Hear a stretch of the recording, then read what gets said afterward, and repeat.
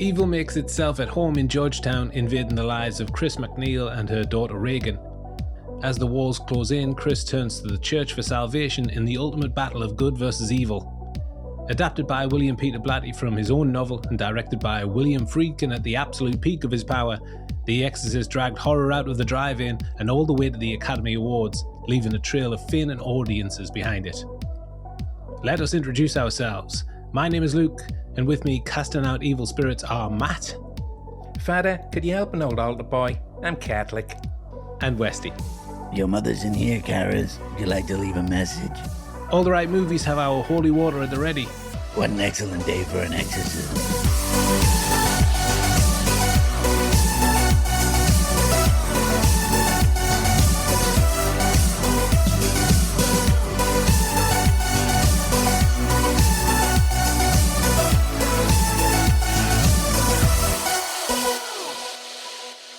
Hi everyone, welcome to All the Right Movies, a podcast on classic and hit films who know how you go about getting an exorcism. We're telling the story of Hollywood one film at a time here, and this week we're heading to Georgetown for the film that completely redefined what horror could be, and what it could get away with as well. Absolutely, yeah. Mm-hmm. It is William Friedkin's The Exorcist, of course. Big one. One of the very biggest. One of the very biggest. Almost too big. Say that every time. Before we head up those stairs, here's your invitation to become an ATRM patron. Now, there are 2 shows a month that live behind that door. The Watch List, where we round up new releases and hand out our verdicts, and Double Feature, where we take 2 films that haven't quite earned their place on the main show yet and give you nothing but our honest opinions. Mm-hmm. Patrons also get a say in what happens here. You'll vote in the polls that pick the films that we cover, and you can send us questions that we answer on the show as well. We've got some cracking ones coming up in this episode as well, so look forward to those. Definitely. Yeah, indeed. So come and join us at Spotify, Apple Podcasts, YouTube, and patreon.com/all the right movies for the full experience. We promise not to send Captain Howdy round. Yes. Unless you're playing with a Ouija board, then it's your own fault. Yeah. Got no one else to blame. Now, Westy, you brought this one to the table. I did. So you can go first. Why do you want to talk about The Exorcist? It's an incredible film on every level, I think, and the fact that it's over 50 years old now and it really stands the test of time, and it does still hit home for me massively. And the more I watch it, the more I kind of feel scared by it, because this isn't a film about horror or horrific things, and these things happen, but that's not what it's about. I think this is more about endurance, how much you can endure that horror. Every avenue's explored, and there's no safe haven here. You've just literally got to get through it. Yes. And I think that's how a lot of people feel about, faith, love, family, all of the situations that come up in life. And it is just about the endurance. It's not how you kill the demon. It's about how long you can endure that evil and keep your faith. It just makes it a classic in every sense of that. And it's great because it explores all those themes, but it doesn't leave you feeling empty. It leaves you feeling complete by the end of it, but complete and full of horror. That's why it's such a good film. Yes, it is. And, this one was on my radar for so long when I was younger. Because it was banned in the UK, it just added to the intrigue. It was on that list of forbidden fruit that I was desperate to see, that we couldn't get over here, like Texas Chainsaw, like Straw Dogs, like The Devils. Yeah. But this was top of the pile. And I finally managed to get a really shaky VHS copy when I was around about 18. And that was a glorious time. I thought you were going to say 8 there. I was like, Jesus. Unfortunately not. Wow. I felt that I was part of an elite gang. I've seen The Exorcist and you haven't. Yeah. Of course, there weren't that many people seemed bothered about that, which was, slightly disappointing. And disappointing still was that it was released about a year later in obviously much better condition than I'd seen it. But I did cherish those 12 months. And in the time since, its power to shock is it just has not dulled. The stories from behind the scenes are legendary, and I'll never fail to be entranced by the film on every watch. It's paralyzing. Yeah. Every scene. I've been looking forward to this revisit for a long time now. So, glad you put it up, Westy. Nice one. Yeah, me too. Great. What about you, Matt? The Exorcist? Yeah, quite similar, because we are of an interesting nature when it comes to this film, because growing up, as you said, Luke, it was banned. You couldn't see it, but it was also talked about differently. It was talked about in hushed tones. It wasn't banned like all the other video nasties, which were just banned because it was just gore and sadism and violence. This was banned because it was that scary. It was dangerous. That's what people talked about. Yes, The Exorcist, got to be careful with that one. And obviously growing up again at our age, one of the kind of big film critic in this country, Mark Kermode, never shut up about it. No, so it's like, always banging on about it. Always banging on about it. Still is, I think. It still is, won't let it go. But then it did get past, so I saw it, and I think it's a really good lesson in expectations and not judging a film on one viewing only, because when I finally did see it, I have to be honest, I was a bit disappointed. Because I didn't find it scary in that way. In my head, the build-up, it was all about the twisted necks and the vomiting and something that was going to keep me up at night. But if you go into The Exorcist and that's all you expect from it, then you're going in expecting the wrong thing. It's more subtle film than that. It's a deeper film than that. It's a more disturbing film than that. You can't judge this film on slightly dated special effects from the 70s. There's a lot more to wrestle with than that, and that's what we'll get into. No, we'll get into that and more besides. Yeah. The Exorcist was directed by William Friedkin and adapted by William Peter Blatty from his own 1971 novel, with Blatty also producing. It was distributed by Warner Brothers, who released it in the theatres on December 26, 1973. Happy Christmas. Happy Christmas. Yeah, lovely. It was shot on location in Georgetown, Washington, D.C., with the interiors built and filmed in New York, and a second unit prologue captured in Hatra, northern Iraq. It stars Ellen Burstyn as Chris MacNeil, Linda Blair as her daughter Reagan, Jason Miller as Father Damien Karras, and Max von Sydow as Father Lancaster Murren, and they're supported by Lee J. Cobb, Jack McGowan, Father William O'Malley, and Mercedes McCambridge as the voice of the demon, Pazuzu. Nice. Okay, so straps tightened, holy water blessed. We're starting in the dust of northern Iraq, where an old priest is about to look up and see something he recognizes. The beginning. We begin with a few images of Georgetown before we're ushered to a faraway land. Matt, over to you to start us off. I love an opening that leaves you with many more questions than answers. And I vividly remember watching this for that first time and going, hang on, Iraq? What's this got to do with anything? I thought this was set in America. I just didn't know anything about this opening. And even when it gets going, you think, okay, that's Merrin. And von Sydow brings his instant weight to the performance, but enjoy that because you're not going to see him again to the last 15 minutes. So that's unexpected. But despite the fact this opening is so different from the rest of the film, what it does is it sets the tone because there's such an unease running through everything here. The stop clock. Merrin turns up at the dig and this guy's pulling rifles on him. And what's going on there? What are they protecting? What have they found?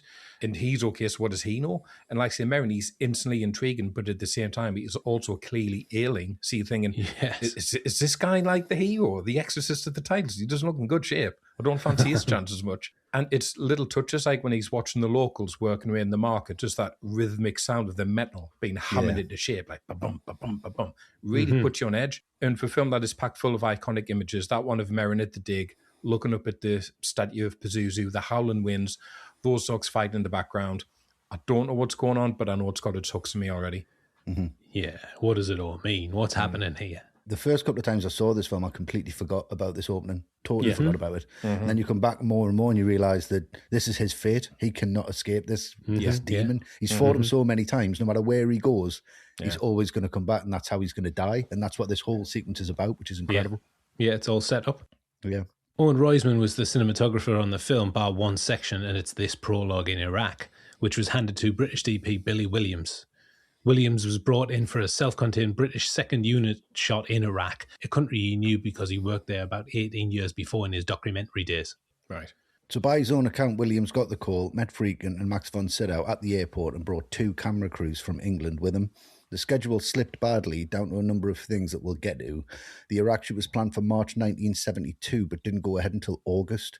It was one of the last things shot. Incredible, yeah. I mean, there's a lot of things that held it up, and we'll get to that. Yeah.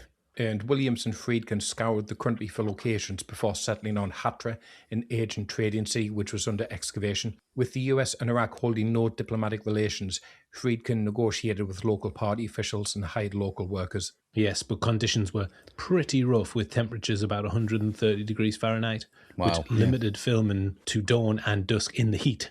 Yeah, obviously. By Friedkin's own account, roughly 9 of the 18-man crew were lost at various points to dysentery or sunstroke. Wow. Yeah, I'm not surprised. Yeah.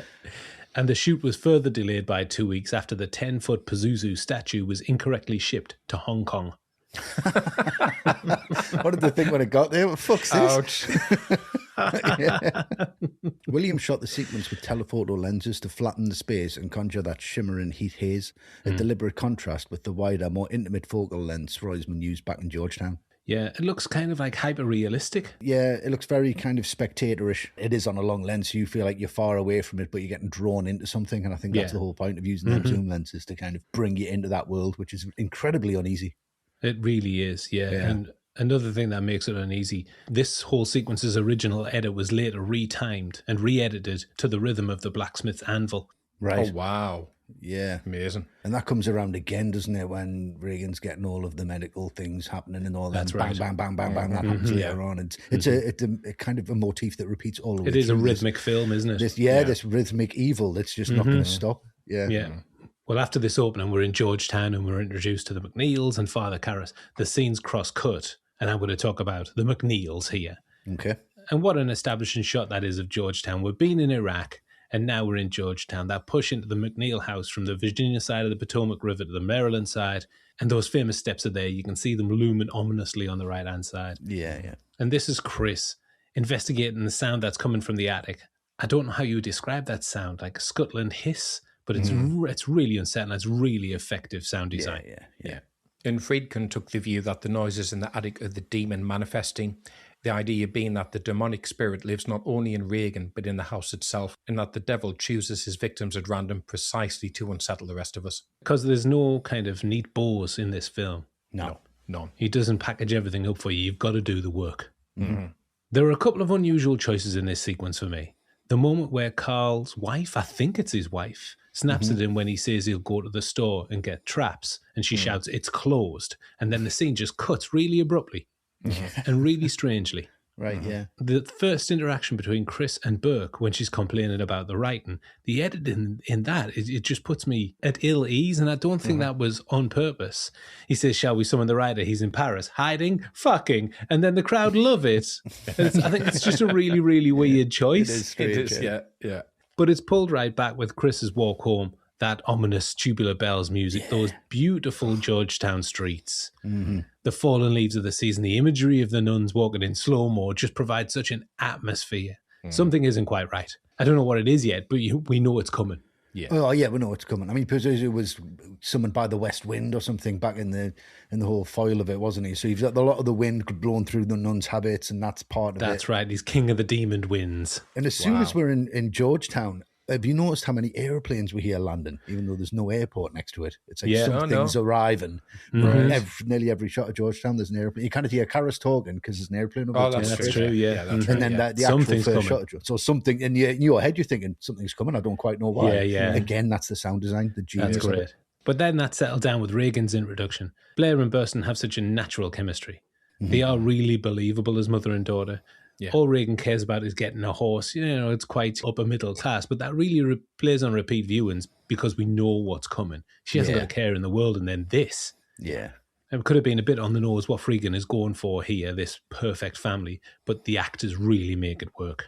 Yeah, that was all ad-lib as well by Blair, wasn't it? Between the two. It was. It was. But the cracks are there, and that races to the surface when Chris is on the phone trying to contact Reagan's estranged father. Chris loves Reagan, and she's fiercely protective of her. That mania that she has on the phone is very similar to the levels that she gets when she's speaking to the doctors. That frustration is palpable. She's about ready to crack. Yeah, it's amazing, that performance. Just her voice, though, it's just so shattering, isn't it? So powerful. It is, absolutely. Yeah. The scene of Chris on the phone trying to reach Reagan's father was written by Blatty to plant the idea that there are ordinary, real-world pressures around Reagan that might be shaping her behaviour. It's ambiguous. Yeah. Yeah, and her dad's called Howard, and we've got Captain Howdy, and that might be a little bit of a connection there, psychologically. That's we great. don't know. Yeah. So on the surface, this is a picture-perfect family, affluent, loving, but something evil is beginning to seep in. It is, yeah. So you went for the McNeils. I'm going to go for Karras, who is far and away for me one of the most interesting characters in horror cinema. I think in the history of it. I think he's so complex, but it's an incredible performance. I mean, have a priest who's also a psychologist. That in itself is a series of films. Yeah. Like, he just has to go out and solve all of these problems. But it's just the way it's played, just so straight down the line. He's athletic. He's tortured. He doesn't believe in what he does anymore. He understands the human mind, but he also wants to understand the spirit in the same way, and he can it. I think it's just brilliantly done, and it's brilliantly played in this, the way that it builds, the same way it does introducing Chris and introducing Reagan. And introduced Merrin in that jump scare in Iraq where the horses come through, and he jumps out the way, and it's exactly the same for the train in this bit. It's just that they've got these kind of this force that's just is unstoppable. It's just absolutely going to go past them if they're not careful. The introduction of that, can you help an altar boy, Father? And that comes back later on. I'm a Catholic. I'm a Catholic. I honestly believe that this is Pazuzu just like capturing all of these people. That homeless guy does die, and he goes into Reagan, and his mom does die, and he goes into Reagan. And I think that's all part of this journey and this hauntingness that Karras has. It's the genius of the build here from Friedkin. We've got Karras going to visit his mother. That should be, gets off the train, walks down the street, goes through the door, goes upstairs, walks through the door. Hi, Mum, how you doing? Yeah. It should be, really. Yes. We've got them walking down the street. We've got kids fighting in the street. So again, that replicates the dogs in Iraq. So everything's kind of mirrored. So we've got this carnage that's happening already, this violence that's happening, this misconstrued that nobody has a clue about. He walks the street, he goes up the stairs, goes through 2 sets of doors. Then we see his backstory on the walls of who he was. Then we get the scene with his mother. It's absolutely amazing. All the boxing pictures are there. It shows, the success that he was, and how lovely is his mom. I'd always forget about her. She's just so lovely, and she's so wonderful. sweet, and she wants to do everything for him and wants to do everything for herself, but she can't, and he feels hindered by it, and he doesn't understand his faith because of what's happening to her. It's so deep, and this is just one of the characters in this film that isn't necessarily the main character. And then when he goes to the bar and he's talking to Tom, Father Tom, he seems so ethereal, Father Tom, like he's got this real belief, and he's got this kind of like light attached to him, and Karras is just absolutely downtrodden and is just a little bit more muddy and just a little bit more in shadow. And it's just an incredible build for the character because you're automatically on the back foot. You want him to succeed, but you don't know how he's going to do it. Incredible. Rambling man playing in the bar as well. Oh, yeah, brilliant, yeah. Friedkin reckoned Karras' mother was one of the reasons that the whole film works. Oh, absolutely. He had a similar relationship with his own mother, and he's built the character to resonate. The casting director found the actress Vasiliki Malerios in a Greek restaurant in New York, thought she was perfect for the part, approached her, she took it. This is her one and only acting role. She's just not an actress. Incredible. And the scenes of Karras visiting his mother at Bellevue Hospital, they contain real psychiatric patients, some of them captured on hidden cameras. Yeah. It's chilling. I mean, I don't think that's much acting either. I think he's genuinely disturbed by what's going on around that. Yeah. Like what? Private hospital? Private hospital? Why you do this to me, Dimmy? Why you do this to me, Dimmy, please? It turns into Harry Hill. Why you do this to me, Dimmy? So we travelled across the globe to meet our protagonists, and the unease is beginning to take hold. It is. Following a horrendous church desecration, we're with Reagan in hospital, whose behaviour quickly descends into violence in the upcoming stretch of scenes, starting with the initial hospital observations. Over to you, Westy. I mean, from this moment, it just starts getting too real for me. I mean, anything in a hospital that has tests, that's slowly shot, that has that kind of dialogue that you just don't want to hear. You know, it's automatically painful. It's just too bright. It's you see too much of the room. Everything's just terrifying. But it's the performance from Blair here that people don't talk about this enough. It's a performance at the start of the film that completely makes the end of the film. Because you can recognize something. If you're a parent, you recognize something in Reagan that you see in your own kids. There's just this innocence, and there's just this, I'm not giving you over to these people with needles and knives and machines. But Chris has got no other choice, but it's just the subtlety of this, and it's played by Friedkin as well, and it's in the writing, because this could have just been cheese on toast. It could have just been one outburst. It's really shocking and where's it come from, but it's just that slow build. It's really subtle. You know, I can't feel anything. It throws the temperature away. Oh, that's great. It's brilliant. It's just, I can't feel anything. And you just tell that it's like the demon's already kind of starting to possess and starting to take over. It just really starts to terrify me, that when it's just these little moments where she just switches character. And it's like almost this like a glimpse. This isn't the girl we've seen. Not at all. And it's the glimpses you see of Pazuzu every now and again, them frame flashes. That's what she acts like. She acts like he takes over for a split second and just reacts and then comes back. And that could have just been really, really cringe. But what it does here, it shows that everything's underlying and everything's building. It's like blood just seeping through the pavement. It's just like there's something under there, and it's not going to stay under there for long. It's going to start coming through the cracks, and it soon does. Yeah, it soon does. These scenes weren't in the original theatrical cut. They were in the re-release in 2000s. Yeah, they were reinserted. And although I really love the scene for all the reasons that you've said, Westy, I do think, looking at it as a narrative, it's quite jarring that all of a sudden she's going for these tests, because I don't think we're shown enough to understand why she is here. Yeah, that is a good point. Yeah, I mean, it's just straight away. But without this scene in, she goes in for tests after she urinates on which the makes floor more in the sense. party. Yeah. That's an understandable jump. Yeah. So this scene kind of does feel a little unnecessary. I can understand why Friedkin took it out. Although, standalone, it's a great scene. Mm-hmm. So with things on that knife edge, Chris holds this swanky party at her pad. And I really love this scene. It shows the circles that Chris mixes in. It provides a shortcut to tell us that Karis's mama has just died. And shows us how much of a drunk Dennings is as well. Mm-hmm. And he may be drunk, but he is very, very funny. There seems to be an alien pubic hair in my drink. I mean, he is punching, isn't he? If him and Chris are I don't buy that for a second. At all. That's ridiculous. Don't think so. No. Okay. Tell me, was it public relations you did for the Gestapo community relations? Nazi bastard. I'm Swiss. Of course you are. And you never went bowling with Goebbels either. But I think this is really lean storytelling, and it reflects the lightness and the dark of the narrative. Light downstairs, everybody's having a wonderful time. Dark upstairs, but the two worlds collide when Reagan comes down and micturates on the rug. She's out of her element. Certainly is. Really tied the room together. An absolutely chilling line to go with it as well. You're going to die up there, and suddenly, party's over. Yeah. It is. Yeah. Forget about it. But afterwards, she's reduced to being a little girl upstairs again. She's so vulnerable in the bath. And then she says, "Mother, what's wrong with me?" when she's in the bed. So there's a wrestling match going on here. Yeah. Evil's creeping in and the grip is strengthening. It is, yeah. And then there's that silence of the nighttime, which is ripped open by Reagan's shrieks and a cacophony of noise coming from the bedroom.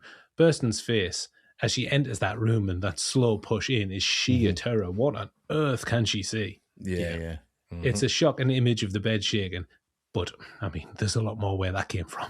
Yeah, definitely. Yeah. And then we'll go back to Karis and what's happening with him. And the thing is, I was brought up as a Catholic, so my impression of priests was very different to what you see here. They didn't go boozing in bars. They didn't smoke. They weren't ex-boxers. And they certainly didn't live in these shabby apartments. They had houses given to them with housekeepers. And the fact that you get the complete opposite with Karis tells you so much about him. It tells you a lot about the guilt he feels over his mother. He can't allow himself to enjoy any of the privileges he might get with the job because everything in his life is about punishment. And if his mother can't have an easy life, he certainly can't, and especially not after she's gone. But in this scene, you just get that beautiful back and forth between Karis and Dyer, making jokes about stealing the shoes before Karis breaks down. And you see just how much Dyer cares about Karis, not because he has to, because he's a priest and that's his job, but because they're genuine friends. Yeah, he's a good guy. And the way he just tenderly tucks him up into bed and makes sure he's okay. I mean, that is just planting that seed for the devastation of their last scene together at the end of the film. Yeah, it really is. But I think it is about time in the film that we had a good, proper, old-fashioned scare. And that's exactly what you get now with Karis' dream. I mean, the fact it plays out in silence, that's so effective. Ooh. That fallen pendant, is that the same one Reagan rips off Karis' neck at the end? Is it supposed to be a reference to that? Is that another one of those mirroring images that are throughout this film? Maybe so, maybe it's premonition. Marin picks it up in a rack as well when he's in the office. Yeah. It's the same one, yeah. Yeah, so it's all tying together. I mean, that glimpse of his mother and his silent yelling where he just can't get her attention before she just descends into the subway. Yeah. I mean, it's terrifying and heartbreaking at the same time, like what it all represents. And it kind of lulls you into this false sense of security because you think, oh, this is about Karis' guilt. So then when you get that subliminal flash frame of Pazuzu in there, I mean, popcorn goes flying. No mistake. This is the big scare you've needed at this point. Yeah, I love this dream sequence, how it's shot on telephotos as well, the same as the Iraq sequence. So it puts us like right on that long line. When she's going back down the subway, just that cut, it's cut perfectly because it's still just halfway down and he's never going to get to her. No. Yeah, he's never going to be able to get to say what he wanted to. Exactly. Yeah. It's one of them dreams we've all had where you can't run fast enough. Yeah. And the horrible. Yeah, it's horrific. Yeah. We've mentioned it a couple of times, those subliminal images of that white demonic face. That is Eileen Dietz Blair's body double / stand-in demon makeup. We'll talk about her later. Optical effects veteran Linwood Dunn used a beam splitter, something that divides a beam of light into 2 or more separate parts, to Matt Dietz's reflected face into the shots. Wow. And they are so effective. Yeah. I mean, one of the most effective images ever for me. These really put the willies up me all the way through. Yeah, so much so that I can't really look at the still image. Like if there's one online, I'm just like, no, I can't look at it for more than a couple of seconds. No, it's horrible. I don't want to absorb that at all. No, like a flash frame is perfect. And then you watch it in the trailer, it's like, fuck off. I'm not watching that. That's the only reaction you're going to, fuck that. No thanks. Yeah. Nope. None of that. These subliminal images were only used a few times in the original version, but they were ramped up for the 2000 re-release, most notably when Chris is in the kitchen after Burke dies and the overlaying of the face on Reagan's face when Merrin arrives. Yeah, that one in the kitchen. Horrific. Yeah, forget about it. Yeah, on top of the oven. What are you doing? Yeah. The grill's still on. Turn it off. Yeah. And on these images, Friedkin argued for years that they weren't there, but by 2012 he'd given up his protest. He said you couldn't catch it before on VHS, but now you can stop the DVD and stare at it. Yeah, it's not as if it's one frame. No. It is held for a few frames. Yes. It's there, Billy. It's not quite blink and you'll miss it. Yeah. No, it isn't. So after a relatively slow opening, things have taken a severe turn, with evil lurking around every corner. Mm-hmm. The director. The man at the helm is big bad Billy Friedkin, coming hot off the heels of his Oscar-winning gut punch, The French Connection. All eyes are on this new wonderkind on the block. Westy, over to you. Thoughts on him as director? It's Friedkin, isn't it? So what more can you say? I mean, I can't imagine there's much that scares Billy Friedkin, if I'm honest with you. Just a double hard bastard, isn't he? Yeah. Maybe he finds misery just hilarious because he's just that kind of guy. He's just not going to put up with any kind of bullshit. And I think that's why this film works so well, because there's no cheese on it. There's no kind of, if that scares you, right, well, it's got to scare Billy Friedkin, and that's when it's in there. I can imagine Billy Friedkin, like, he'll pretend to be your friend and he'll buy you a couple of whiskeys and he'll sit next to you and he'll be like, I've got a ghost story. And he'll start whispering to you and then just go, fuck! And that's what he brings to this film. It's like, and then he'll just laugh at you. He just kind of, he brings you into the story. They come on in, I'll buy you a few drinks, and then just fucking locks the door and sets the room on fire. And that's what he does with this film and how he approaches it. He knows if he puts it in a gritty, real-world situation and he shows people things that they haven't seen before or aren't ready to see at this point in 1973, he's really going to make an impact. And I think he knows he's going to make an impact. And it's that confidence that shines all the way through this film. So to me, I mean, it's pure Friedkin. I think this sums up his personality, it sums up his intellect, and it sums up his technical ability. As a director, I think this really is top of the pile for me for Friedkin. I mean, without him, it's a totally different film. Oh, yeah. And I think what he does with sound in this film is just, I mean, it's unrivaled, I would say. He's obviously got a team of experts around him, from the sound department right through to the music, but the way he uses sound, the way he engineers it to maintain a consistent level of unease is just second to no film that I've ever seen. Mm-hmm. It starts with those opening titles, which sound like 1,000 syringes stabbing at once. And it doesn't let up for 2 hours. Those rampaging horses that shatter Merrin's trance and come thundering through the dusty streets. Yeah. The scuttling in the attic. The clanging in a rack that gets under your skin long before you understand why it does. Mm-hmm. None of it's telling you how to feel. It's just there, just kind of just gnawing away at you. Yeah. Unrelenting. Yeah, just like the rats in the attic. Yeah. And that moment where Chris ventures up to the attic, it's one of the most terrifying I've ever seen. There must be something up there because, you know, that ungodly noise that Friedkin insists of cranking louder and louder, and the anticipation of it sends genuine chills. Then Carl appears, and it's a really great jump scare. But Friedkin doesn't give you a sting or anything like that to let the tension out. He just leaves you hanging there with your heart just pounding. Yeah. I think he's in complete control here and completely uninterested in being kind to you whatsoever. He wants to put you through the ringer. Yeah. And I think the imagery's doing exactly the same job. Nuns drifting past in slow-mo on the Georgetown streets. The desecrated statue in the church, which is hideous. Yeah. And all the worse for how briefly he shows it as well. And then you've got a warm girl's bedroom that's been turned into a freezing blue tomb. Faces flashing before your brain before you've had time to register. So you're just left wondering whether you saw anything at all. He isn't trying to frighten you while you're at the cinema. He's trying to follow you home. Friedkin here. I think he's done such a powerful job. By hook or by crook, you can see his fingernails all over this. He's done exactly what he wanted to do with this film. I think so, yeah. As we're on the sound, this is where the film, I think, really earns its reputation, and it was the last element that was finished. Once shooting had wrapped, the production moved to 666 Fifth Avenue in New York. Appropriate. Nice. To loop everything in, and the audio track alone took 4 months to assemble. Wow. But the effort paid off with an Oscar for Best Sound awarded to Robert Kunsen and Chris Newman. And the demonic atmosphere was conjured from an inventory of genuinely strange sources. So fingernails scratching down wood, actual rats brought in to scuttle about, beads sealed in a jar with holes punched in the lid so it could be shaken, and recordings from an abattoir. Yeah. Wow. The demon's own voice was a blend of animal noises, bees, dogs, hamsters, and pigs mixed together, and the sound of it finally leaving Reagan's body is pigs being herded to the slaughter. No elephants in there. That's an old gag. That's an old joke. What a callback that is. Go back to the American Werewolf podcast for that. Yes, that's a good one. Hilarious. Yeah. And part of the sound team was Gonzalo Gavira.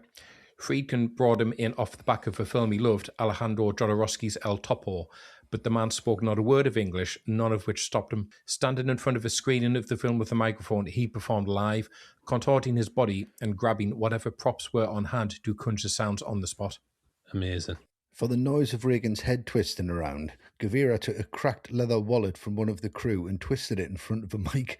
Friedkin summed the whole approach up with characteristic bluntness, saying a lot of the film's sounds were created by a Mexican peasant who had no shoes.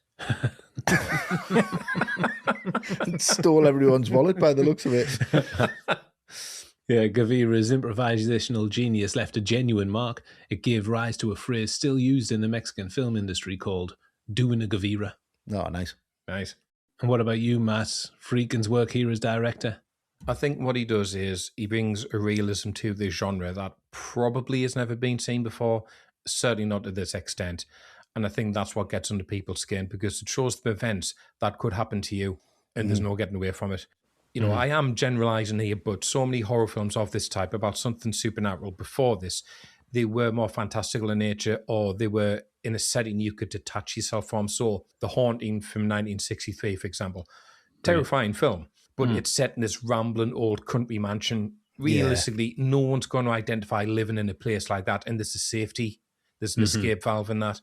Yeah. Friedkin, though, he puts the Exorcist in places we all identify with. Me, yes, Chris is living a fairly wealthy existence, but all the same, her house is fundamentally the same as our houses. It's a kitchen, it's a living room, it's a bedroom. That's where this has taken place. Yeah. And he holds back from fully committing to the supernatural nature as well for so long. It makes it a medical problem. And we have so many scenes in the hospital, in doctors' offices, on ordinary streets, places everyone identifies with. So by the time the supernatural aspects just can't be denied and are real in the film, Friedkin has put this film in people's houses. He's put it in people's heads. And because this isn't like any other horror film where you can get home, you can lock the front door and go, it's fine. The ghosts, they're in that old haunted mansion. You're in that castle miles from civilization. Yeah. The horror's in your kid's bedroom. Oh. Yeah. What are you going to do about it? Dear me. What can I do? Exactly. That's the question he asked. What are you going to do about this? Yeah. Just leave the house again. Yeah. Go back to the castle. William Peter Blatty was on board as producer in the film, and as such, his opinion carried a lot of weight. He wanted one man to bring the book to the screen, and that was none other than Billy the Bastard Friedkin. Blatty had wanted a director who was agnostic, who'd handle the material honestly, and who could give the film a gritty documentary feel, exactly what he'd seen in The French Connection. The studio naturally had other ideas. They ran down a wish list of the era's heavyweights, Stanley Kubrick, Arthur Penn, Mike Nichols, Peter Bogdanovich, and got nowhere. Yeah, Kubrick passed explaining later, I only like to develop my own stuff. Penn didn't fancy adding more violence to his slate, least of all with a child at the centre of it. Nichols just reckoned it couldn't be done on the grounds he'd never find a 12-year-old capable of carrying the film, and he also had genuine worries about the long-term psychological toll such a role might take on a kid that age. No such worries for Friedkin. No, he's fine with not that. his problem. It's not his brain, is it? Not his life. That's what she's got parents for. Yeah. So with the marquee name Spence, Warner's actually went and hired Mark Rydell, a director with kind of two unremarkable pictures to his name, The Fox and the Reavers from 1967 and 1969. Right. Nowhere near the caliber of the men who we've just mentioned. But in fairness to Rydell, he did go on to direct The Rose and On Golden Pond as well. So he created a bit of a name for himself. Yeah. But Blatty dug his heels in and threatened to go on the Johnny Carson to air his grievances in public. And after a tense standoff, the studio blinked. Nice. Blatty and Friedkin went back a few years to when Friedkin had interviewed to direct a 1967 film called Gun, scripted by Blake Edwards and Blatty. Friedkin sat down and told them to their faces that the script was shit. Brilliant. Edwards was livid and ended up directing it himself, but Blatty privately agreed the screenplay had gotten away from them and never forgot the honesty. Yeah, great. Friedkin later said Blatty wanted him because, quotes, "You're the only director I've met who hasn't bullshitted me." Classic Friedkin. Yeah. The thing that finally turned the studio was the box office. Once The French Connection proved to be a hit, studio head Ted Ashley called Blatty in and told him, "Bill, we've seen The French Connection and we want him more than you do." Wow. Right. Nice. Great. That's what you want to hear. Mm-hmm. Yeah. And Friedkin was in from the first pages of reading Blatty's novel. He said reading it felt like reading a work of non-fiction, and he devoured the manuscript overnight during the French Connection press tour in San Francisco in 1971, cancelling his dinner plans just 20 pages in. Brilliant. It's a grabber. It is. When Blatty handed over his first draft of the screenplay, Friedkin thought it was too overwrought. He said it strayed a long way from the novel and piled on the horror. His note was simple. There's enough horror in the story already without leaning into it. Yeah. So from then on, the pair were closely sticking so tightly to the source that the finished film plays almost verbatim to the book. Right. Nice. Strangely enough, this is going to surprise you, one of the very few novels that I've actually read. Wow. Okay. Yeah. This and Zodiac. Yeah. Only two. Well done. Yeah. Friedkin used some, shall we say, inventive directing tactics on set.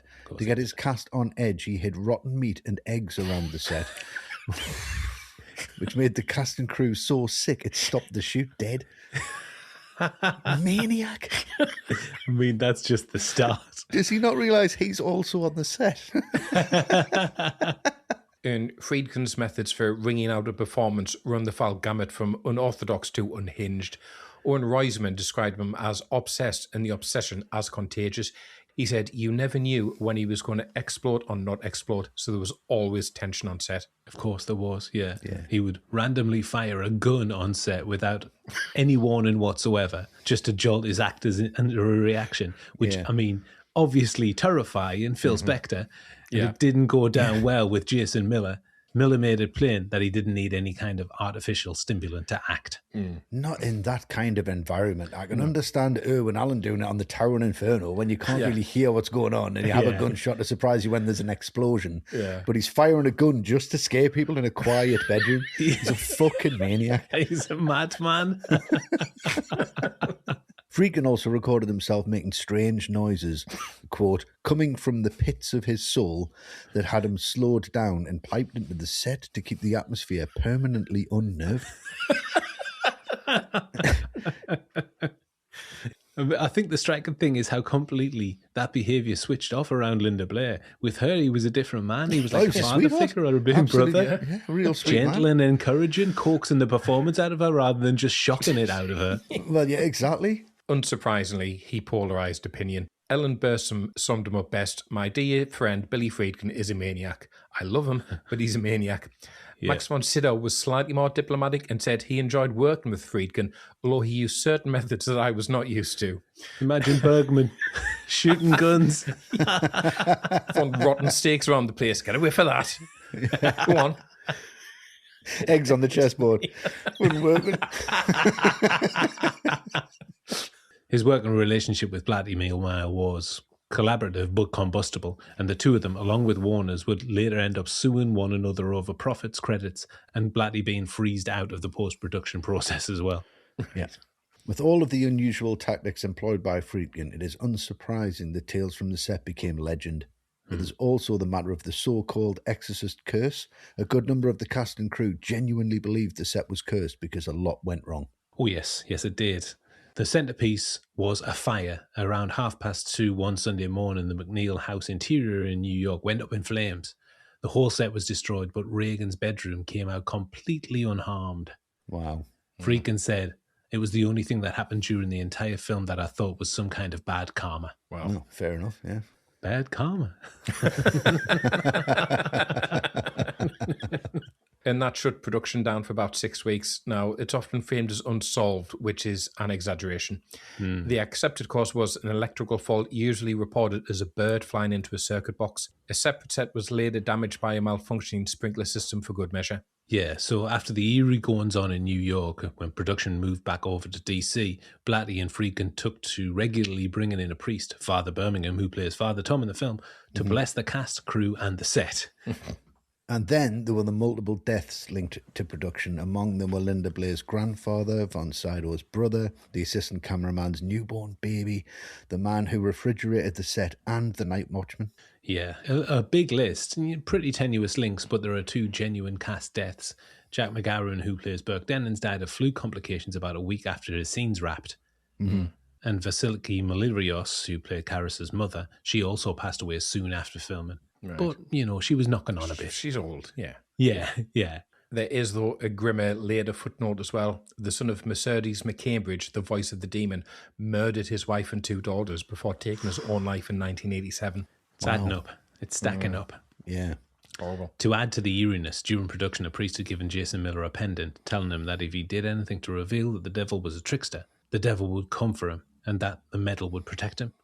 3 days later, Miller was walking through the Jesuit estates when he caught sight of a casket in a side room out the corner of his eye. He went in. Inside the casket was the priest who'd given him the medal. Dead. Wow. Yeah, I mean, was he knocking on a bit? Or? I was going to say, like, Can we find some reason for that? Because we're reading all this out now, and I think, I don't want to be fucked by this. It wasn't only deaths either. There were reports of a carpenter cutting off his thumb and a lighting technician losing a toe. Christ, there were more high-profile injuries that we'll get to, and a truly shocking revelation. Yes. Of course, it's fanciful to say that the film was cursed. Von Sydow offered a logical explanation. He said that on a 6-week production, nothing happens. Stretching it over 9 months leaves a lot more scope. Yeah. Yes, there is that. And if Friedkin's going around shooting guns and piping his own voice, like, it might put a carpenter on edge a little bit. Yeah, he might not look what he's doing. Yeah, like, that's fucking true. hell.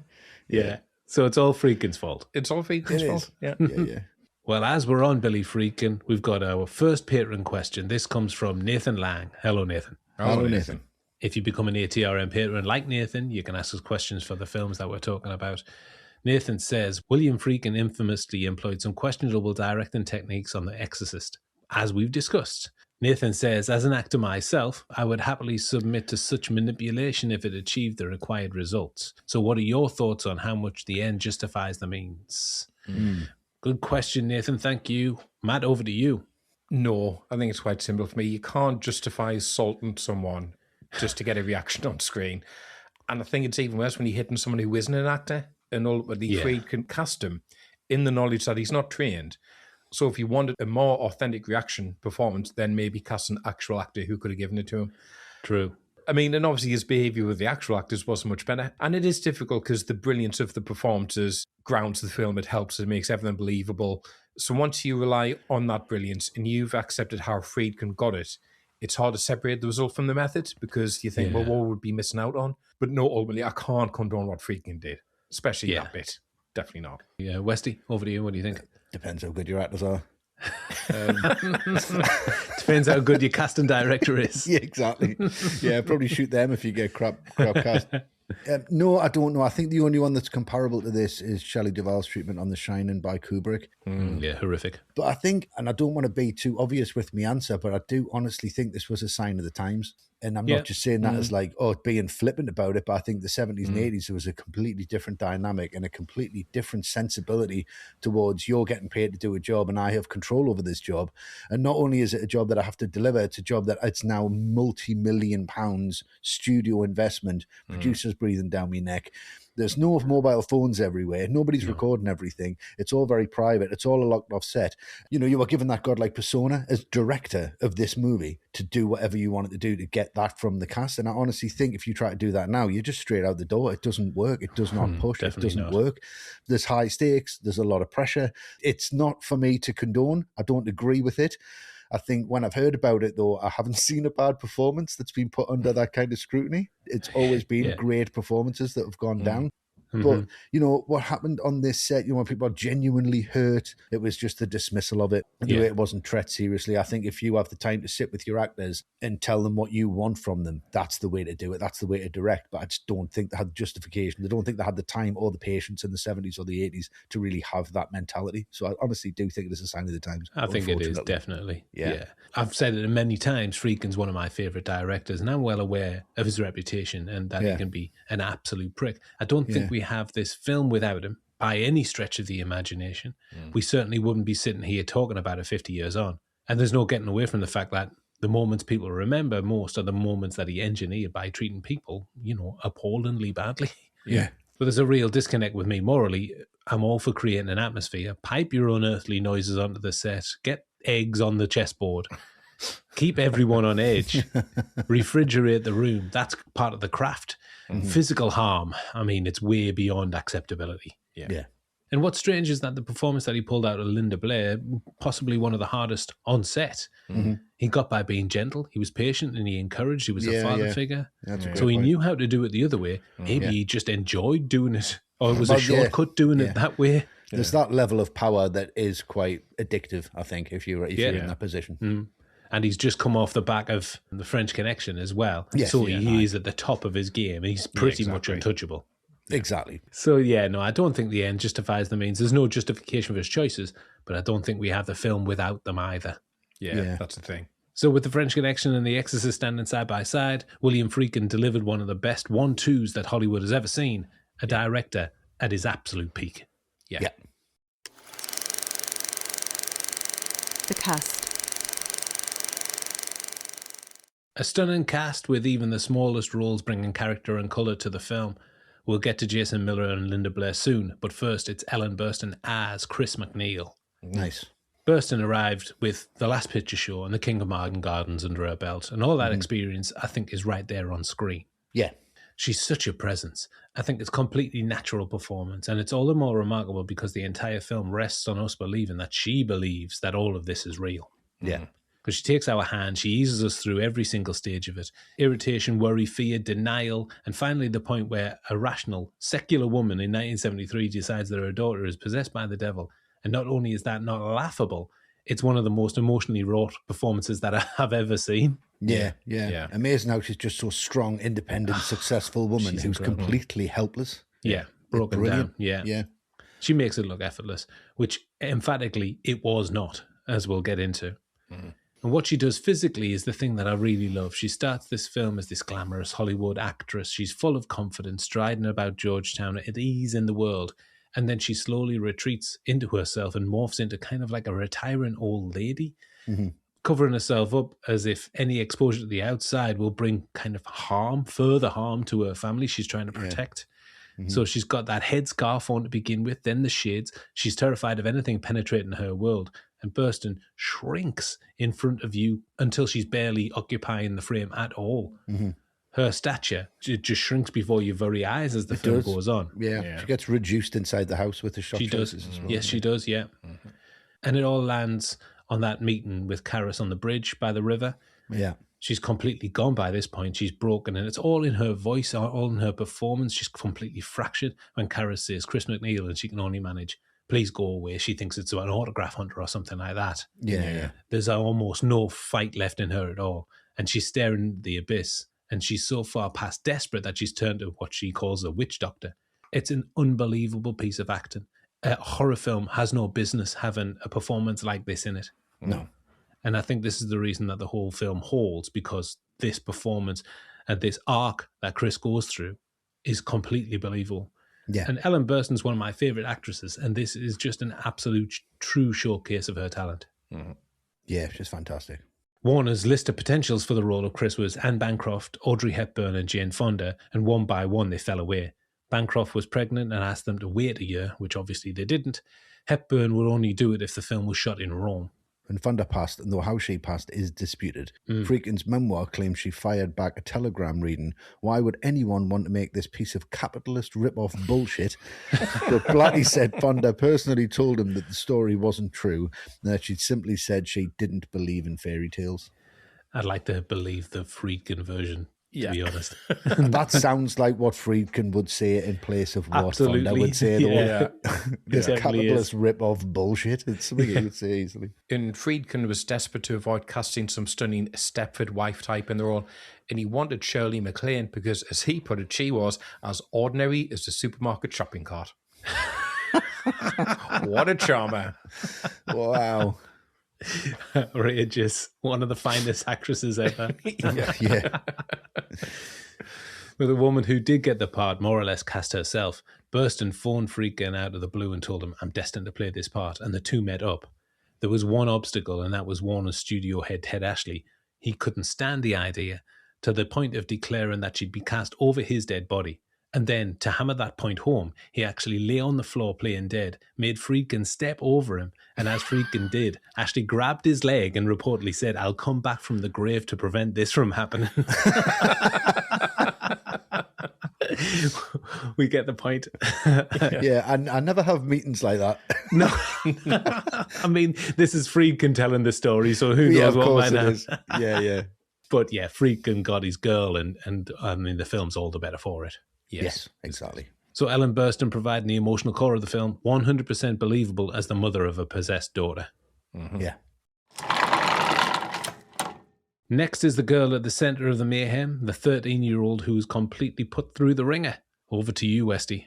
I think Linda Blair's performance makes everyone else's performance better.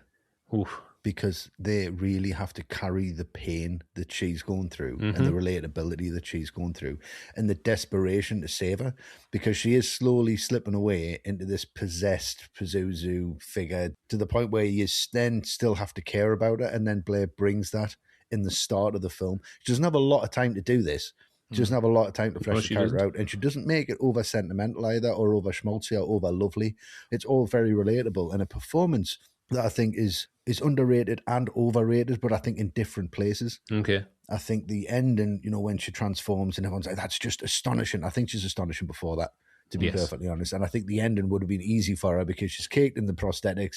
The voice is getting done for her. There's not really that much to play on by the end of the film. Yeah. And you kind of lose her character. It's when she comes back, it's that final scene with her. When she looks like she's been through the ringer, and she really has, but it's the way she plays that so quietly with her eyes. I think that's just an incredible performance. And I think the performance that she puts is one that you don't ever recover from. And I don't think we knew that at the time about child actors. I think she's going to do this role and that's going to be her. That's it. Yes, that's her for the legacy. rest of your life. Yeah. And I think it's child performances in horror films in general this gave the green light for, and that's how important it is. If you think of The Omen after this, or if you think of even the kid in the Babadook is annoying, but he's supposed to be. Yeah. He plays on the mother's annoyance and her regret, and he's responsible for the dad's death. So it's all part of that, and they all play into that and make it even more terrifying. But it's a transformation as well. It's so affecting. It's so slow and then so quick. It's just this innocence that she brings to it, and then this real sense of dread and aggression towards the end. A lot of that I know is down to Friedkin. A lot of that is down to Burstyn as well, because she carries the weight and the pain of both of the characters and really does that job and makes you feel sorry for her. But let's just hit this home. I was going to talk about this in the last scene that I am going to talk about on the podcast, but let's hit this home. Karis picks her off the bed and punches her in the face. Yeah. This is a 12-year-old girl, and you're kind of like, good. That's how much you believe this performance. You're not like that. No. She's gonna. That's how much the transformation works. That's where you are at that point, and she brings that. So that's how good she is. Yeah, she's outstanding. I mean, it's easy to say child performances, but I mean, it's something remarkable here. Yeah. And casting Reagan, as you might expect, had become a slog. Friedkin's team looked at thousands of child actors and got nowhere. At one point, he was so stuck he began considering girls as old as 16. One name in early contention, though, was Denise Nickerson, best known as Violet Beauregard in Willy Wonka and the Chocolate Factory. Right, yeah. She's great. But her parents got hold of the script, took one look at it, and pulled her off the shortlist. Hard to blame them, really. Not hard to blame them. No. Linda Blair's own agents never put her forward for it. They sent the producers more than 24 other actresses from their agency, but not the girl on their books. Blair was doing adverts in New York at the time, and it was her mother, having heard The Exorcist was casting, who brought her in to read. Brave parenting. Brave parenting. Yeah. By all accounts, Blair took to the choice dialogue like a duck to water. The reason she wasn't rattled is that she saw the devil as a fictional character, no different from Frankenstein, so the subject matter didn't get under her skin at all. When makeup man Dick Smith asked her how she felt saying the lines, she shrugged it off. Oh, it's not me, it's Regan. Incredible. So she was able to completely divorce herself from the character. Yeah. I mean, sign of a top actor. Yeah. Oh, absolutely, yeah. Mature head and shoulders. We've talked about Blair's incredible performance, but she wasn't solely responsible for Regan. The character we end up was built from more than one person, both physically and vocally. Mm-hmm. In the editing suite, soundman Chris Newman took Blair's voice track and spent 150 hours running every variant on it that he could. He played everyone to Friedkin, who hated them all, of course. Of course. 150 hours, fucking hell. Yeah, ruined. Thanks. Yep, time well spent. A non-stop week. Friedkin decided that the demon needed a different voice entirely. He said that the demon should be a neutral voice, neither male nor female. Who the hell sounds like that? And then the name of Mercedes McCambridge came into his mind's eye. Before landing on her, though, he'd tried his friend, voice and jazz vocalist Ken Nordine, and even had a go at electronically deepening Blair's own voice, but neither did the trick. All right, okay. McCambridge, the actress Orson Welles once called the world's greatest living radio actress, had a famously distinctive voice and was glad to help. To pull off that effect of several voices overlapping at once, it was her idea to chain smoke, swallow raw eggs and drink booze on the theory that this was the route to a great vocal performance. It came at a cost. She had to come off the wagon to do it, so insisted her priest be on set with her. Friedkin then strapped her to a chair so she could feel something of what Regan endures. Wow. And out of her throat came double and triple sounds layered on top of one another. Friedkin said, "I was stunned with what she would allow me to do to accomplish this. Animal noises were folded into the mix on top of hers." Wow. That's ingenuity, that. And cruelty. Yeah. Yes. Yes. Fine line. Yeah. If Friedkin's stunned by what he can get away with. Yeah. I don't think I want to know what he got away with. Yeah. Can't believe she let me do that to her. Yeah. She didn't want to smoke or eat raw eggs or drink booze. He was pouring it down her throat with a funnel. He went to smoke like the cartoons, like when the Huey, Dewey and Louie get caught with cigars. He's getting locked in a cupboard by Donald Duck. McCambridge's name was missing at the premiere. She left in tears, and Friedkin claimed that she had initially asked for no credit and that there was no time to add it. One version has it that the no credit call was McCambridge's own on the grounds that she didn't want to take anything away from Blair's performance before she changed her mind. Right. But either way, the Screen Actors Guild stepped in, and under threat of legal action, Warner Brothers added her name to all but roughly the first 30 prints.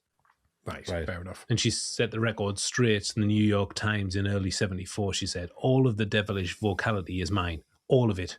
Every word." And the physical side of Regan had a hidden contributor too. Blair spent 4 hours in makeup every day before a single frame was shot, and the lighting could take hours more to get right. So rather than march Blair through both, they used to stand in Eileen Dietz, who was older than Blair but the same size, and she held position while the lighting was set up, and then Dietz was swapped out for Blair. Dietz actually appears in the finished film in a few places. It's her backhanding the doctor because she had more powerful, believable swing. It's the back of her when Regan stabs herself with the crucifix, and there are a few frames of her face when it cuts back to Regan after she vomits on Karis. It's there if you're looking for it. Yeah, You can see yeah. it quite plainly. Yeah.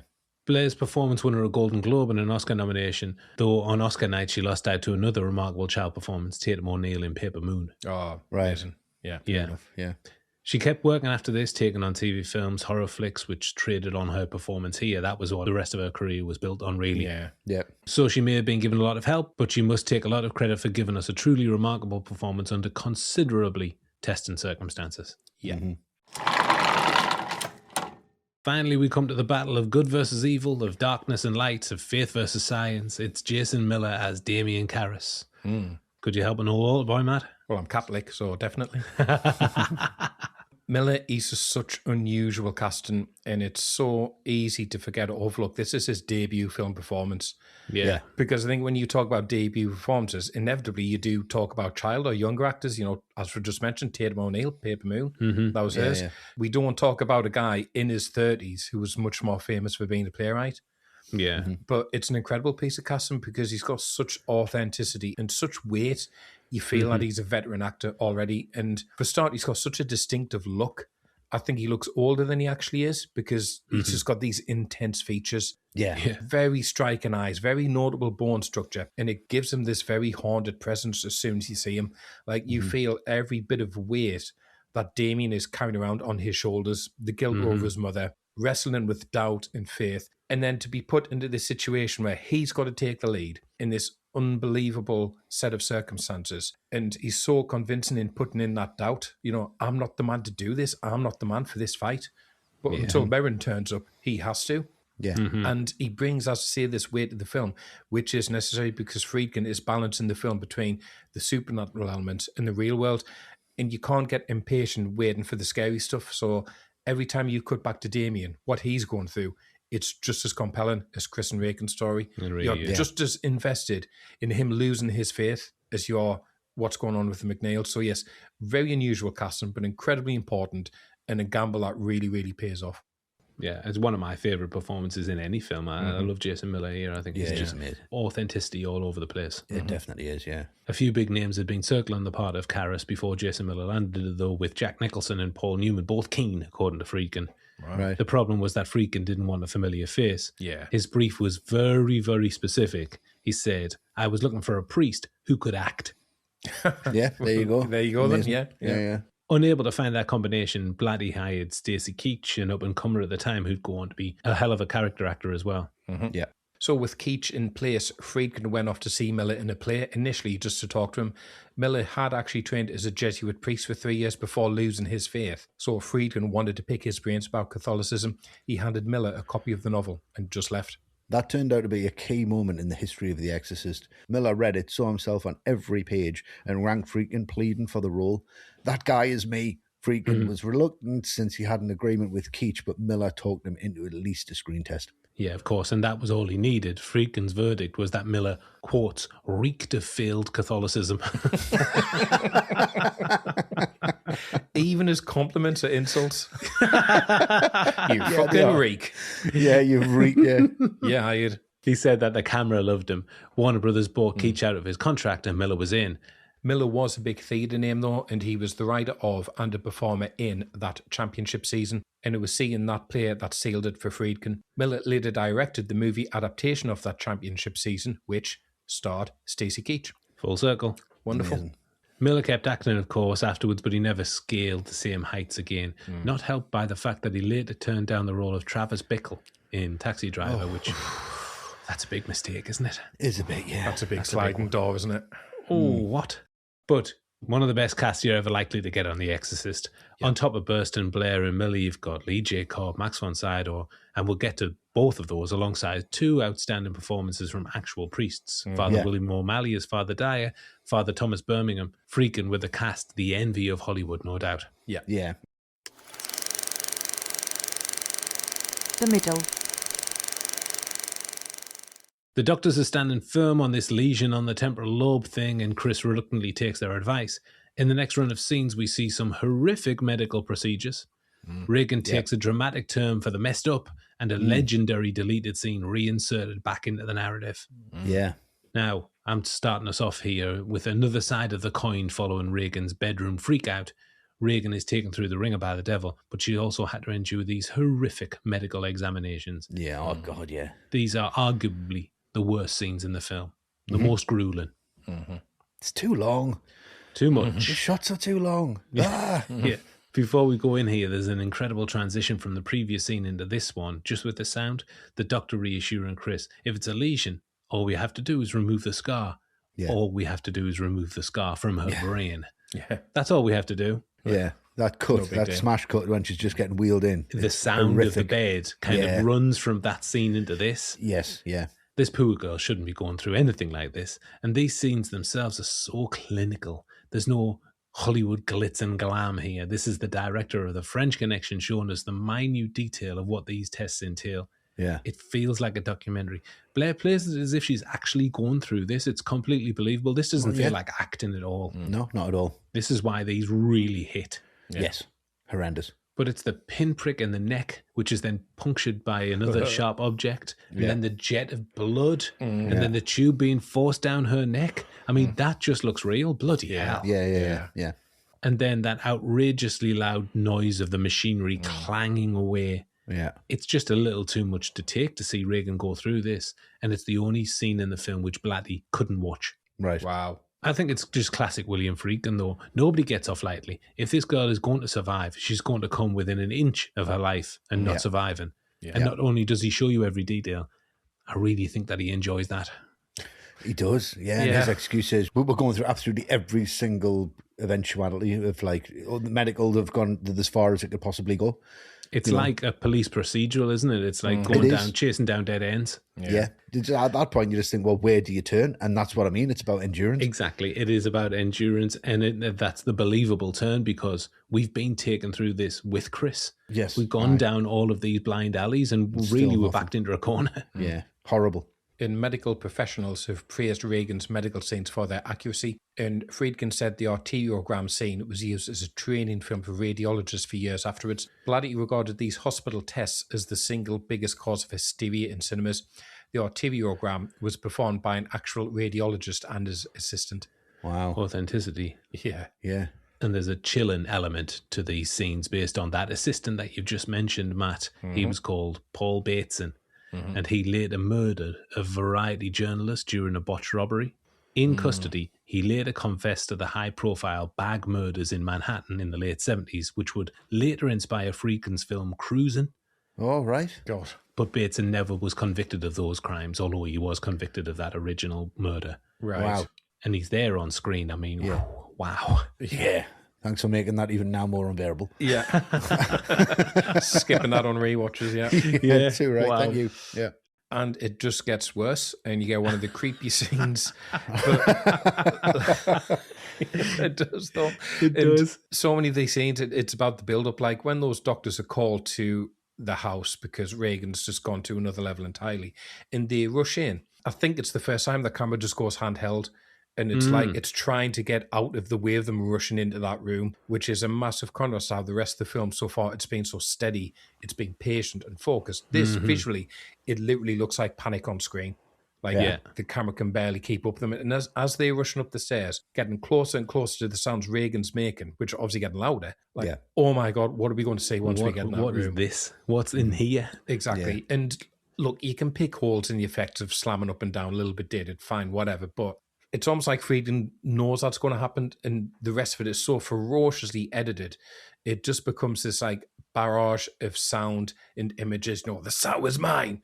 No. What does that mean? Where's that come from? And then her eyes roll back and the throat bulge, and then to slap himself, it's the red welts across the face. The intensity of Linda Blair's performance, the intensity when we cut to Chris and she's just shrieking because she can't put into words the horror she's feeling. This is just an assault on our senses. An assault of things we just do not understand. And what's their best suggestion? More tests. Yeah. And then you just get that final scene, which is so incredibly short, where Dr. Klein suggests it's time for psychiatrists because there's no close-up of him, because that would suggest he has power or authority here, and he doesn't. He's framed at the back. He's next to the x-rays, which are just useless. He's pointless. Chris is in the foreground. She's in silhouette, literally shrouded in darkness. Just incredible visual storytelling. I think this is possibly, considering its placement in the narrative, this is possibly the most shocking scene in the film, because I don't think anything's really prepared us for this. No. Anything after this, I think, we've been built up to. Yes. But this one is really shocking. Yeah. The shot as the doctors arrive starts at the bottom of the stairs looking at the front door, follows Sharon as she lets the doctors in and climbs up after them. This was before Steadicams existed, so Key Grip Eddie Quinn built a floating chair rig. Yeah, the camera operator was suspended in a seat hung from the ceiling tracks and raised by an electric hoist and pulley, controlled by the grips up above, so it could kind of snake up the stairs and across the land at the actor's pace. I mean, it's incredible stuff. Yeah. Superb, Yeah. Getting Reagan to physically convulse took some engineering. For the scene where she jumps and thrashes on the bed, special effects man Marcel Valcuter built a rig from a mould of Blair's back with a metal brace around her stomach laced up at the sides, pumped manually up and down by operators on either side of the bedroom wall, which is outrageous. It is. It is. Even more so. On one take, the lacing came loose from her side, and as the rig thrust her forward, Blair was genuinely screaming that it hurt. It really, really hurt. She ended up fracturing her lower spine, and that is the footage in the film. It is. It's when she's saying it burns. Well, that wasn't in the script, was it? Yeah. No, it wasn't in the script. Yeah. Wow. Yeah, horrible. Keep that in. Yeah. Yep, beautiful. Check the gate. Let's go on that. Call the doctor? Nah, should be fine. Someone should have gone. Have you got that meat? Slap a steak on it. It'll be fine. The smell of that meat will disguise her cries. It'll be fine.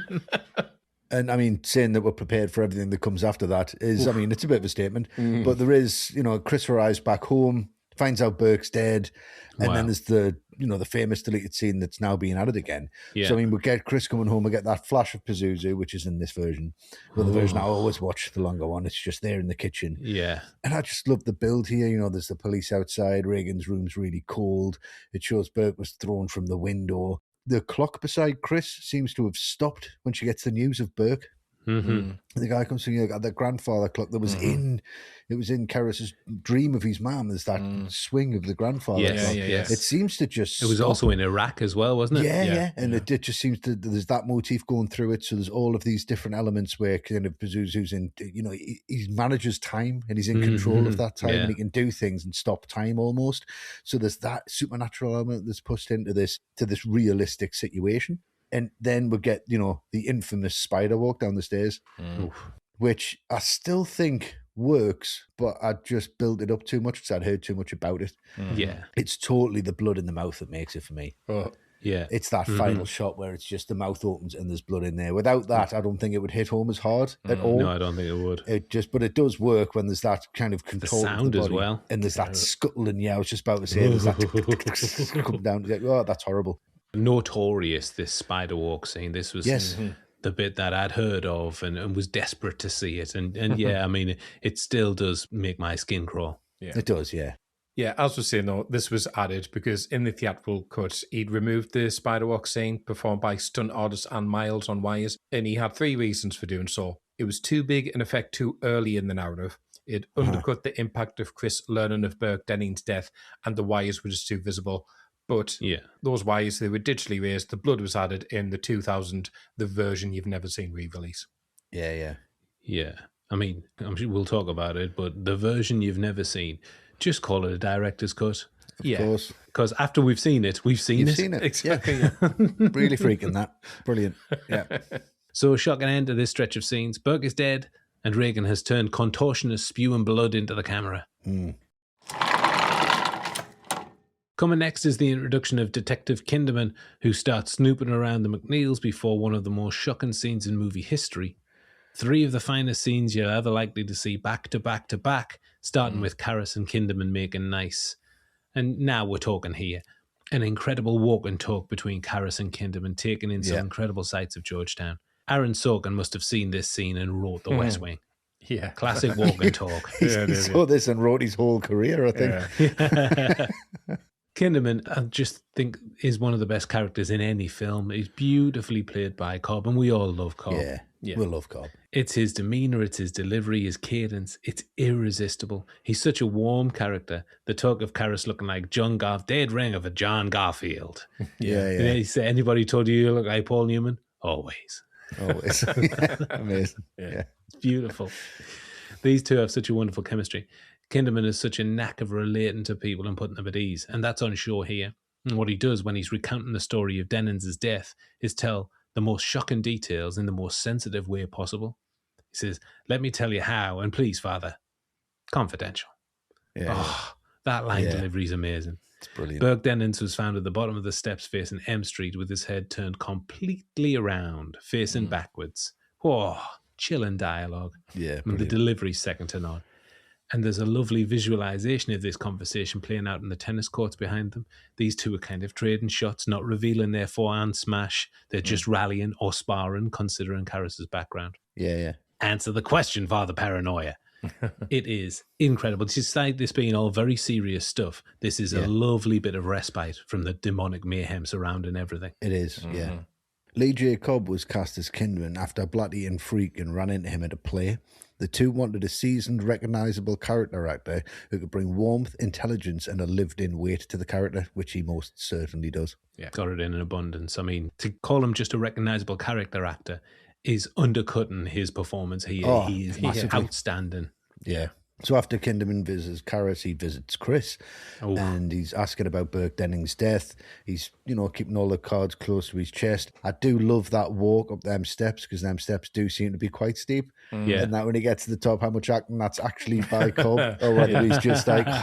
But before that, he just finds that little clay model, and I think that's just such an overlooked moment in all of this, in the whole narrative, I think. And he's just kind of figured it out, and then he knows it's come from the window, and it's just his little back and forth with Chris here. I think these two together, just kind of riffing off each other, is absolutely fantastic, because Chris is figuring out what's happening. As Kinderman's letting her know more about the facts of his death, about what's actually happened, what they know about the information that he's getting across, the information that she knows, which is nothing. And she's starting to feed that in now. But she knows what's happening with Reagan and he doesn't. So she's holding her cards close, he's holding his. And they're both kind of fishing. But it's just the way that he does it. It does remind me of Peter Falk's Columbo, this character. It really does. Columbo came out in 71. So we're not a million miles away from this kind of character in Hollywood anyway. So he knows that this has fallen from the window, and then he plays up later. It's like, your daughter, who's the artist? And it's just talking about the coffee, and there's just this great moment when he's talking about, he's thrown out there by a strong man, and there was no one there but your daughter. And if you watch how Friedkin does this, he just pushes in on Chris, and there's just that slow push in as she's realising what's going on. Yes. And he said, he must have been killed by a very strong man. And then he starts talking about the help. He starts talking about Carl. He starts talking about Sharon. And then as he's talking about Carl, the camera starts coming out. Yeah. As Chris realises that she knows at that point, we know as an audience, subliminally, she's went, fucking hell, Reagan's thrown him out the window. Reagan's killed this guy. Like, when you have that thought process that kind of goes, wow, in your head, and you just backwards and forward. But the camera does it so slowly and so beautifully. You were expecting a package that day. And it's just all these little lines that are just coming in and out. And then when Chris, do you want another cup of coffee? And you just expect him to say, no, it's fine. I'll be off now. And he's like, yes, please. And just like, oh, for fuck's sake. But you can see, I don't want to give this guy, he's getting too close now. Then she comes in shaking with the cups. He sees that happens. And him looking at the clay figures at that point when he's shaking. And then he just calms the whole thing down and just leaves on good terms by asking for that autograph. It says that it's for his daughter. No, it's for me. I lied. It's for me. And he's like, and then he says she's a wonderful person and it's all really lovely. And no matter what he said or what he's talked about, he's left her at ease, which means he can come back. It's beautifully played by this character. He's so well written. Yeah, it's that visual storytelling with that push in. That's just and that so pull good. Out. Yeah. So good. Friedkin said that was his favourite scene in the entire film. He said it's the best writing in the script. Absolutely love it, yeah. And then from this, you get the scene that everybody knew about before the sort. I mean, certainly before this was allowed back into the public domain. This and maybe the head turn was the scene that everybody talked about in that sense of, you won't believe what happens. Mm-hmm. And for good reason. I mean, this pushes the boundaries and then some of what you can get away with in mainstream cinema.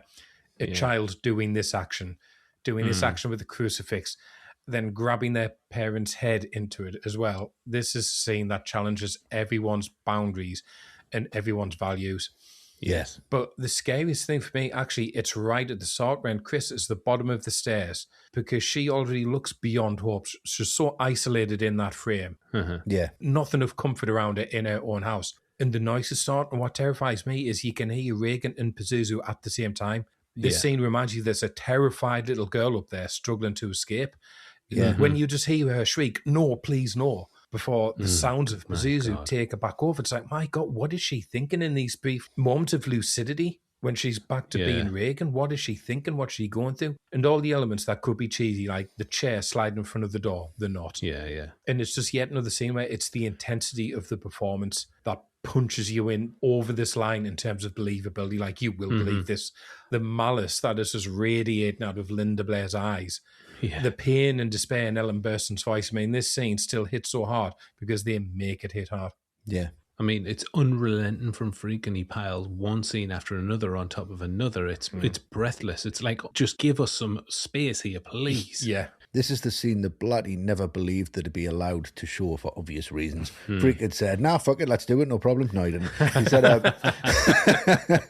Friedkin said, "We've decided to retain it because this is what it means to be demonically possessed." Yeah, for Blatty, it solved his single biggest narrative problem: how a non-believing Chris would ever decide to take her daughter to a priest for an exorcism. He called it the most shocking piece of footage he'd ever seen. Blair had no idea what the act was until she was much older, thankfully. On set, she was simply slamming a crucifix into a sponge sitting in a box of syrup and red food colouring. Right. Thank God. Yeah, but still, I mean, finding that out, no matter how old you are. And you're still saying the words as well, aren't you? Yeah. The slap Reagan delivers to Chris has one of the most uncomfortable stories on the whole shoot behind it. To sell it, Burstyn wore a rig around her midriff with a wire trailing out of the back, and a stuntman would yank the wire to pull her down hard. Yes, Friedkin wasn't happy with the first take, and Burstyn wasn't happy because she felt she was being pulled too roughly. Friedkin appeared to relent, telling the stuntman to ease off, but as Burstyn turned away, she reckoned the two men exchanged a look that said, "Just fucking give it to her this time." Those were Burstyn's words. Right. The stuntman hauled so hard that she came clean off her feet. And that's the take in the film. Chris reaching for her back and screaming, with the pain entirely real as Burstyn fractured her coccyx.